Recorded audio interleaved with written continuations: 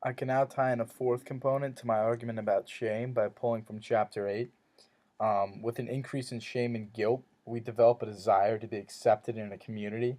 And if we don't get that, then we often begin to substitute certain things into our life due to that absence of desired traits or dominance. So, whether that's just a feeling or an action that you're doing. And as we can see in Chapter 8, the media tends to help drive this problem as well. Another tie into the sense of community belonging is also in Chapter 8, when your sense of identity is a process of working with the significant others in your life, which helps you take care of that identity that you've made for yourself. So the people around you and the close family and friends ties that you have help preserve that identity and it feeds to it.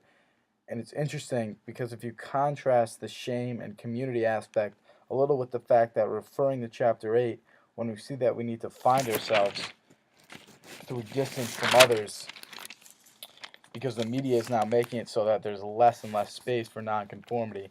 We're all doing the same things and we all know what each other are doing throughout the day, every second, so we can't even be our own person.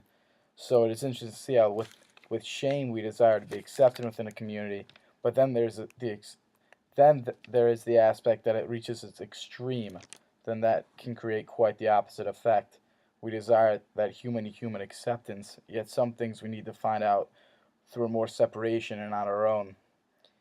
And another time is that guilt is the feeling that we are being exposed and someone else is envisioning us and seeing us in a light that we don't want to be seen in. This relates to self concept because that is how we envision ourselves and how we want to appear to other people. So when we feel guilt, it's taking away from that concept, and people are seeing us in a way that we don't want to be seen in, and that's not how we envision ourselves.